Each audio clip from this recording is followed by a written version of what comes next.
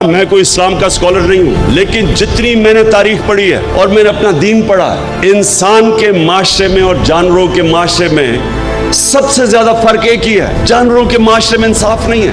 وہاں جس کی طاقت شہر حکمران ہے کیونکہ طاقتور ہے، سب سے جو کمزور ہوتا ہے وہ بیچارہ چھپتا پھرتا ہے، کوئی تحفظ نہیں ہے۔ انسانی معاشرہ بنتا ہی تب ہے جب کمزور کو طاقتور سے تحفظ ملے۔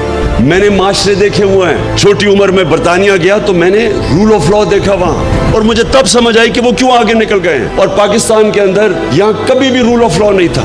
علامہ اقبال جیسے ایسا بڑا ذہن، اس نے تصور دیا اس ملک کا، مدینہ کی ریاست کے اصولوں کے اوپر اس ملک نے کھڑا ہونا تھا، اسلامی فلاحی ریاست۔ تو مدینہ کی ریاست کا اصول تو نمبر 1 عدل اور انصاف تھا۔ انصاف خوشحالی لے کے آتا ہے۔ جہاد فرض ہے مسلمانوں پہ، کیوں؟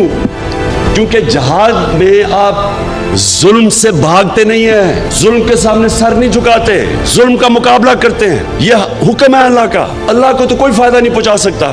ہم اپنے اوپر ظلم کم کرتے ہیں جب ظلم کے سامنے کھڑے ہوتے ہیں۔ ایک معاشرے کو زندہ رکھنے کے لیے ہم ظلم کا مقابلہ کرتے ہیں۔ جب تک ایک قوم انصاف کے لیے جہاد نہیں کرتی، یہ یاد رکھے اللہ نے قرآن میں کہا ہوا ہے کہ میری زمین پہ نکل کے دیکھو کتنی قومیں تباہ ہو گئیں جو میرے حکم پہ نہیں چلی۔ اللہ کا سب سے بڑا حکم کہ میری زمین پہ انصاف قائم کرو۔